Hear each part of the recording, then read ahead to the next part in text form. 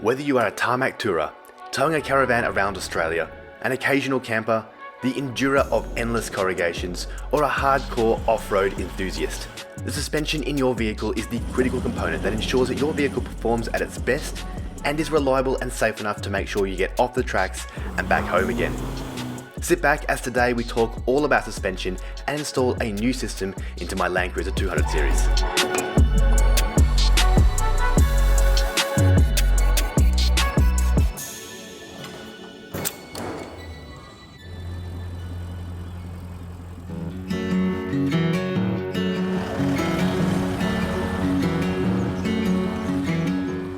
So welcome back to another episode of Exploring Oz, guys. Today's a little bit different. We're no longer in the bush. We're not in my garage back at home, but we're here in Dobinsons Suspension Centre here in Adelaide, and I'm fortunate enough to be joined by the General Manager of the Adelaide branch, Danny Judge. Danny, welcome.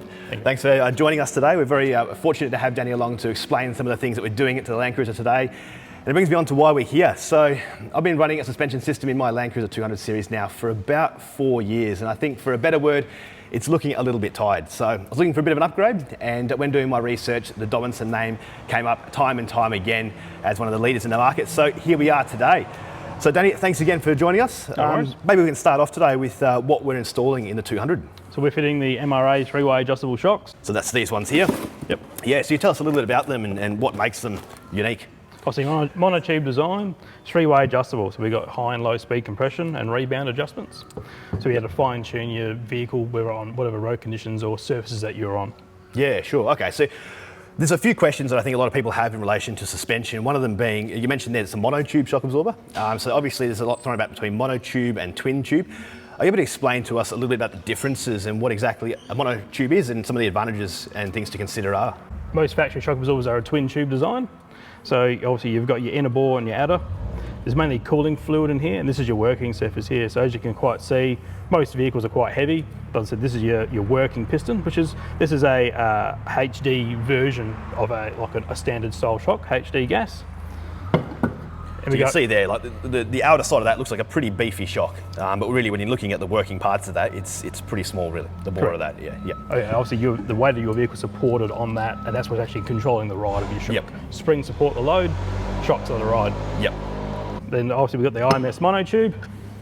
So obviously, as you can see, bigger bore, better displacement, bigger pistons, as you can see. The gas on this side, which is what pushes against the valving, and then obviously the load of the vehicle is pushing the opposite direction. And like I said, and then this is actually fighting it, so this is actually creating the ride. Yeah, okay. So we can see there, the bore, the piston in this is significantly larger than that of a twin tube. And for those who maybe don't know much about the suspension, what kind of advantage does that bring to a shock absorber? Essentially, more efficiency.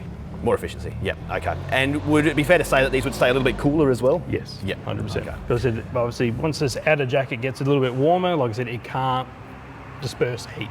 Yep. Whereas a monotube, as you're driving, you've got the wind blowing on the vehicle as well. It's going to be able to cool down the outer body, disperse the heat a lot faster. Yeah, sure. So I guess that brings us on to this third shock that we have here, which is the one that we're fitting to my Cruiser today. Obviously, it's got some extra components. Can you tell us a bit about this remote reservoir? I mean, remote reservoir is one of those things that now that are thrown around a lot on the forums, but I'm not sure if everyone really understands what it is and exactly how it works and why it's an advantage. Well, the easiest way to sort of think about it is it's like a cooling system for your shock. Essentially, it's going to have more oil capacity. It has time for the oil to leave the heat source. As it plunges in there, as you can see here, the floating piston's in here and it's plunging upwards and backwards and forwards. In here, the floating piston's actually in the reservoir. Yep. So as you can see, as the shock's compressing, the oil's moving to and from. Has time for the oil to leave the heat source. It's going to maintain a lot better temps in your oil. If you are trying to do 100 mile an hour down a corrugated road, it's going to save you. It's going to save the shock as well, and maintain ride handling. Yeah, sure. Okay, so essentially, it's just sort of, in really basic terms, it's adding to the oil capacity, and it's just dissipating that heat between a much larger amount of oil. Therefore, It's going to keep it cooler, and we're going to take it a lot longer to enter sort of shock fade and whatnot. So it's going to keep that handling and ride more comfortable for a longer period of time. Yes. Yeah. And also with these as well, you mentioned they're adjustable. So we'll talk about it a bit more detail a bit later on, but if you could briefly talk about exactly how they're adjusted and what difference that makes. Right, so obviously we would adjust the low and high speed compression depending on how much weight is on the vehicle as well and what sort of dampening you're after. And then rebound essentially is how quick it comes back. Yeah, okay. And so weight brings me on to another thing as well. The 200 that we're installing on today, my 200, it is a heavy vehicle. Right. We've weighed it before we came and it's weighing in at almost 3.8 tonne. Yep. So we're looking at getting something that's pretty firm, it's going to maintain that ride quality. So is there something that anything we could do to the shocks to help with that extra weight as well? Yep, so these shock absorbers are designed to sort of suit OE specification vehicle, plus then you've got the adjustability so you can dial in. Mm-hmm. But if you're already starting off quite heavy, like you're saying you're pretty close to GVM or you've had an upgrade, we can, if the need's there, revalve the shock absorber to suit. So essentially you get a full range of adjustment rather than just having the shock as it is. Yeah, right. And wound all the way in to suit the weights. Yep. We can actually revalve it to make sure that you actually still have your full range of adjustment. So, we're selling you 15 clicks of compression or adjustment. If you're already heavy, you may not get 15 clicks because you're already going to be wound all the way in. Yep. Dry, just sitting in the driveway. Yeah, so instead of pushing it all the way to the end of the threshold, by revalving it, you're sort of bringing that adjustability back into a mid-range, so we have that flexibility either way. Yep. Yeah. Okay, so maybe we can head over to the bench over there. We can talk about that a little bit more. Too Dane, so we've moved over to one of the workbenches here where we've got one of those shock absorbers in the vise, and we're going to be revalving that now as Dale's doing for us. So can you explain a little bit about exactly how we revalve and what's involved? So essentially when we revalve a shock absorber, safety first, obviously we take the gas out of the shock, otherwise we'll be fighting the high pressure monotube shock. But what we're looking at is your piston itself that actually controls compression and the functions of the shock, internal functions. These are your ports where obviously your oil will flow through as the shock's operating. So our shocks are all valved to suit the vehicle, so OE specifications. So obviously what's in your vehicle is what's been proven and tested as across all of our range of shocks. But what we're doing today is, as you can see, like the valves shim will sit down over the face of the piston. Mm-hmm. As just as an idea, as a guide, your shim will sit over the valve ports. What we want to do is we want to increase obviously the compression side of your vehicle because of the weight. So you want to add a slightly bigger shim. So essentially we will be changing over the shim. Yep. And it will cover more of the surface. Right, so it's just restricting those ports a little bit. Correct. Yeah, sure. Okay. And this will make a huge difference to rebound and compression. Yep. Awesome. Okay. And that brings me on to a little bit about the manufacturing and the testing of the suspension system as well. It's all local here, isn't it? Or in Australia? In Rockhampton, yes. That's where our HQ is. Yep. Obviously, the Dobinsons have been around since 1953. Yep. Obviously, Ben and Adam have taken over in the last sort of 10 years. And they're sort of getting more and more into the vehicle-specific things, racing, motorsport, everything sort of. Yeah. So by buying these shock absorbers, we're knowing that we're going to get something that's tested and designed here in Australia for these conditions. Correct. And it's going to be the best chance, giving us the best handling for our vehicle. Exactly right. So when we R&D a vehicle, obviously it goes through multiple changes. Our new work vehicle is currently in Rockhampton, our new Triton, and Ben has pulled the shocks in and out of that, changed valving, make sure there's no sort of axle tramp or anything like that from the spring rates, and that's what we do. And once we're happy with it, then it goes into production, gets developed. Yeah, awesome. Okay then. Well, I think we'll let Dale finish off these shocks.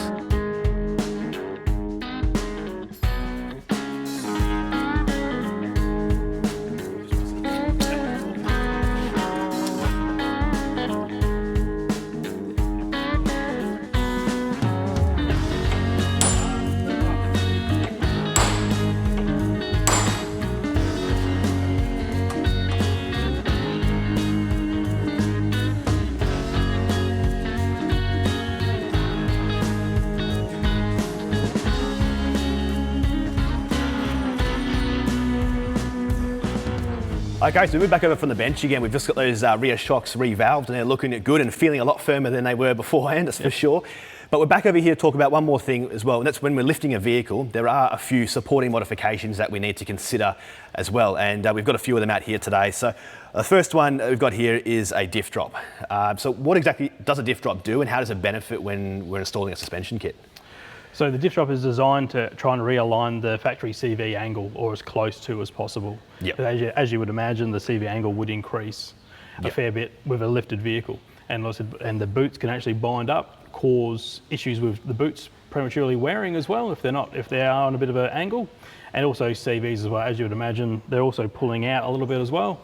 So you come down with the wheels spinning, there's a good chance that it could bite and just destroy your CVs prematurely. And we've also got a bar at the front here. This is a rear panhard rod, but it's a fully adjustable one as well. So obviously Land Cruisers, they have a panhard rod to keep that rear axle in alignment. In track, yep. Yeah, but it's not adjustable, which is something that you need to look at, again, if you're lifting your vehicle up nice and high.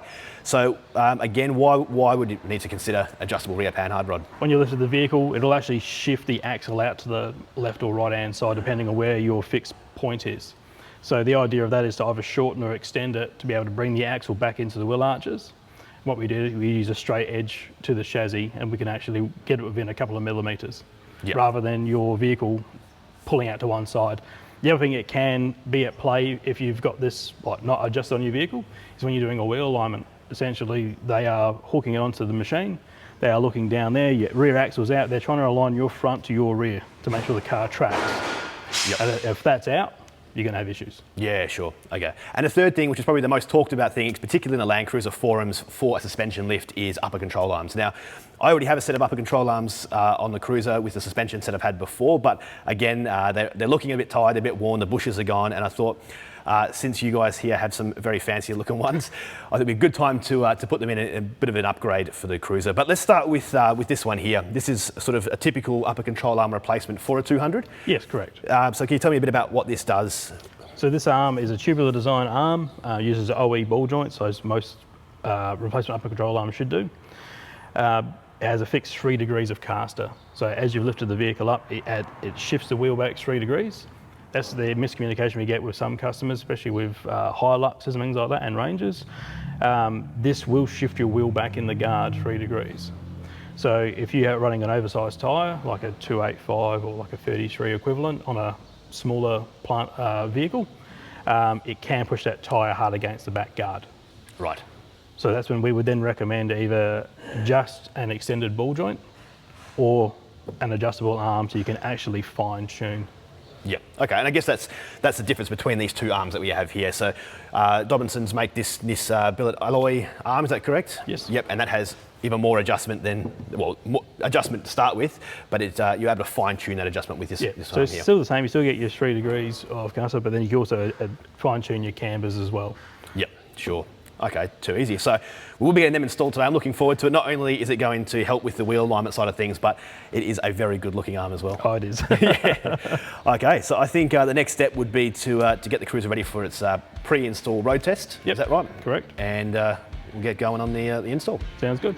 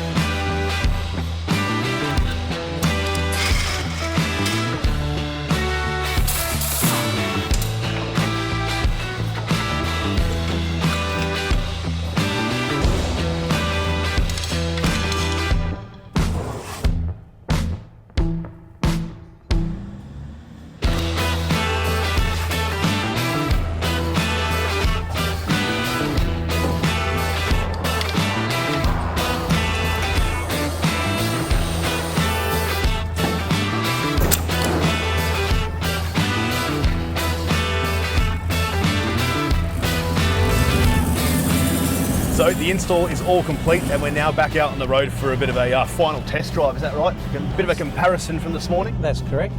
So Dale and I, the day's got away from us pretty quickly.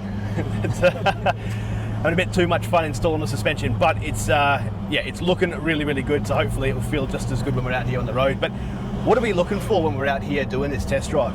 So there's quite a few things as far as rattles, clunks or bangs, anything that feels unusual, vibrations in the vehicle. Also, of course, making sure that the suspension is working correctly. So just in case we need to adjust any rebounds or...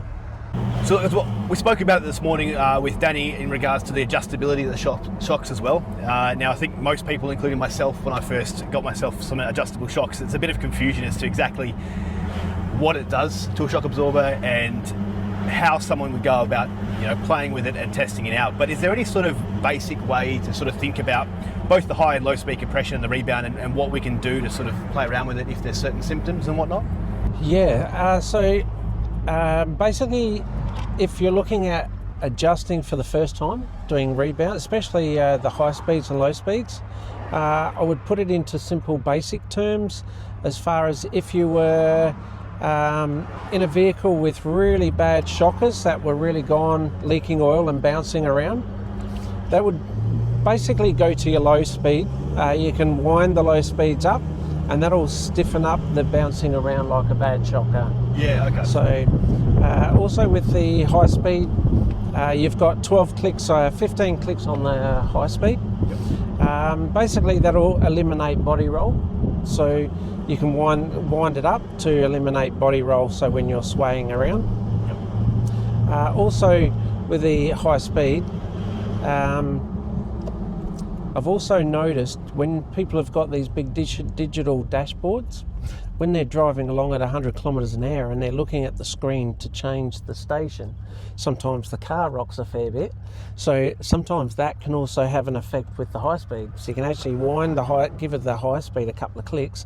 It stabilises the vehicle from like body roll, and then you'll be able to find that you can press the buttons a lot easier as well. Yeah, it's a very basic way of looking at it, very simple and easy way. Yeah, I basically like to keep everybody as simple as possible. Yeah, and I think for the vast majority of us who aren't suspension experts, it's probably the best way to look at it as well. Yeah, oh, absolutely. Because there's a lot involved to it, and I think there's a lot more than most people realise in the world of suspension about just how much is involved in the fine tuning and the production of these. Yeah, absolutely, especially with the install. It's quite in depth. Yeah, no, I definitely learnt a lot today. So I guess we went out for a very brief drive this morning before we fitted it, and you drove the vehicle this morning, and now we're going out this afternoon. Are you happy with how it's feeling? I am. I still feel we probably just need to tweak it up a little bit. Yep. Just a little bit more. Well guys, there we have it. We are back in the workshop from a test drive, and I mean, what can I say? To say I'm impressed is an understatement. It's one of those things that you don't really know what you're missing out on until you've felt both sides of it. The difference in the test drive this afternoon compared to this morning is just, it's blowing me away. The lack of bouncing and the wallowing and the body roll, it is significant. I knew it was going to be an improvement. I didn't realise how much, and I'm very impressed by it. So, look, a few things to finish off. Some of the frequently asked questions, I guess, is some of the stuff that comes with the kit that you would leave in a customer's car. Are you able to walk us through what comes with it and what they're all for? So obviously we've got the booklets, and you get these tools as well. Obviously in here we'll have to give you an idea of what you're feeling and how to adjust the shock absorber as you're going. So change of road conditions, change of weight, whether you're towing, not towing anymore. This one here will give you a base tune. Yep. So if you ever get lost on it, or someone's played with your dials and now the car's wallowing all over the road, you can actually go back to the base tune, then work back from there. Then you start saying, okay, now I need to up the compression or up the rebound, or vice versa. Yeah, great. I guess it's an awesome factor as well. Like if you're out in the tracks and you don't know where you're starting from, the best way to adjust those compressions is to wind them all the way back out. Is that correct? Yeah. And then it's a number of clicks winding it back in again. Correct. So having that information is going to be a lifesaver for those who just maybe are not too sure or want to start back from scratch and then work from a medium level. So 100%. Yeah, and it's good to have those tools, even though the adjustment on these shocks is very easy to access on all four corners. If they were to get a bit stiff from forward driving or mud getting jammed up in there, having the tools to be able to get into one of those bits of compression, every bit adjustment is going to help a lot. So I always recommend too, especially after a good trip or something like that, give it a good pressure clean. You're not going to hurt it. It's designed to sort of take that sort of robust sort of environments. Yep. So give it a good pressure clean, spray some CRC in there, make sure you keep the dirt out of it, because at the end of the day, it can jam up on there for you, make it a little bit hard to turn, that's all. Yeah, so I guess one of those things, you look after it, it's going to look after you. Yep. So look, if you're looking at getting a new suspension set up, I can highly recommend a Dobinson kit from just that very short test drive I've got, but I'm sure I'm going to have plenty of time to check it out and some tracks coming up in the next couple of weeks for a big trip, hence why I'm over here in Adelaide. But look, if someone was looking to get a system just like this, or even exactly the same, what would be the best way to get in contact with whoever their local dealer is? You can get onto our website straight away and go and look up your area, and it will have the list of agents in the area. Yeah, awesome.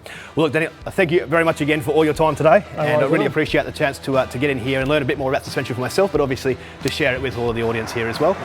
And time to go test it out on the tracks. We look forward to watching you do it. Cheers, thank you very much. Thanks, mate. Thank you.